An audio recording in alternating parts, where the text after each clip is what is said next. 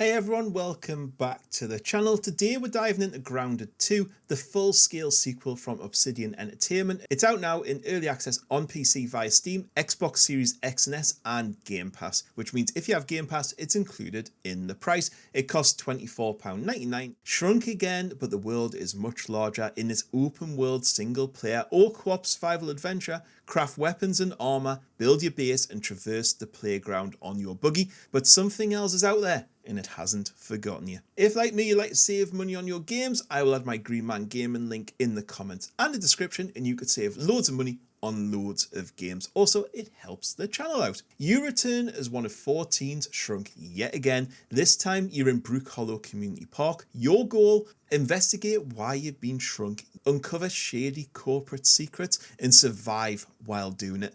There's a very light narrative in this game. You get it from quest givers. There's a little bit of anti-corporate humour thrown in, and there's lots of mystery. However, off the bat, I will say by playing this game, it feels a lot more like a Grounded 1.5 or a new area DLC rather than the whole new game. This sequel does keep the survival, craft and heart of Grounded, but overhauls a few mechanics. The Omni tool is one of the biggest changes. This replaces the axe, spade and hammer. You don't have to craft separate tools or worry about durability here. This dynamic tool like auto shifts between chopping, digging, building or repairing. It stays with you always and you upgrade it. Exploration and progression takes part in the giant park zone. There's shaded forest lanes, there's a frozen ice cream cart, there's dungeons, there's smouldering fire pits and underground anthills to explore. A lot of areas are locked off early and then unlocked through story progression. Upgrading the Omni tool opens new sectors. I will say the exploring is just as good as it was in the first game. You earn raw science as you play from scanning resources. Everything you find, you go back to the ranger station and then you can put it in this machine and then you'll unlock raw science. You'll also find some when you're going around and out and about and by completing certain tasks. There's base building in the game. It's roughly the same as last time. It hasn't really improved. It stayed quite the same, to be fair. There's mounts, there's armor and better tools to get as you go through. I would say in solo the grind is, my god, pretty goddamn real. I think it needs toned down a little bit. I'm sure in co-op it's a lot better, but honestly the amount of backtracking and looking things gets a little bit boring in the early game. Combat and traversals also add a little bit of an overhaul as well. You'll be finding ants, spiders, scorpions, snails, butterflies. You'll be dodging with charged hits, consumables and class-like mutation builds that you can add like different things to your character. Combat is a little bit deeper than the first game, I thought. There's better weapon choices and you got stats going into that as well. Add to that the buggies. So these are rideable insect companions that increase mobility and can help carry loot. And it's not too difficult to get from a hatchery to having your first buggy. There's also multiplayer support for up to 4 players. However, I have seen a few issues of save corruption, crashes and bugs. I mean, just talking about bugs, this game is a little bit buggy, but it is in early access. The story will take you around about 10 to 15 hours to complete. Someone did it in less than 5, I think I read, which I don't know how that's possible.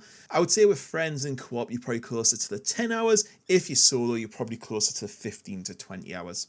And that's all because of that grind. The roadmap is looking not too bad. There's many new things planned, so I'm sure things will improve. And it looks like there's going to be an update every 3 months or so.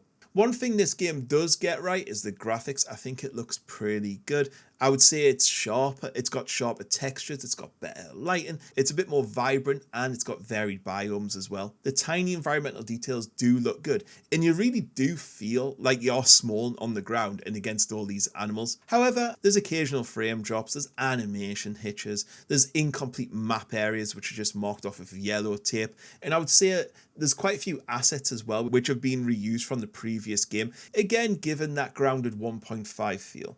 Sound design's pretty good. It leans into the ambient insect noises. You got rustling grass, you got the weapon effects going on, you got the scorpions hissing, the spiders making noise. It really sets the atmosphere really well within the game. Grounded 2 does have a lot of charm. I like the buggy aspect, I like the bigger world, but it doesn't really shake the foundations. It doesn't give you something new, it doesn't give you something exciting to play. It just feels like it's added a few extra floors onto the original Grounded. It's £25, so at least it's not loads of money, and yes, there is fun to be had, but I think it's one of them games I would wait until all the content drops. If you're a newcomer, go to Grounded 1 first because it is a better game. If you're a veteran and you're wondering if to check this one out, it's just more of the same and feels like a DLC. Anyways, that's all I've got to say on this one. Don't forget to drop this video a like, hit that subscribe button for more quick reviews, and I'll catch you all in the next video. Goodbye.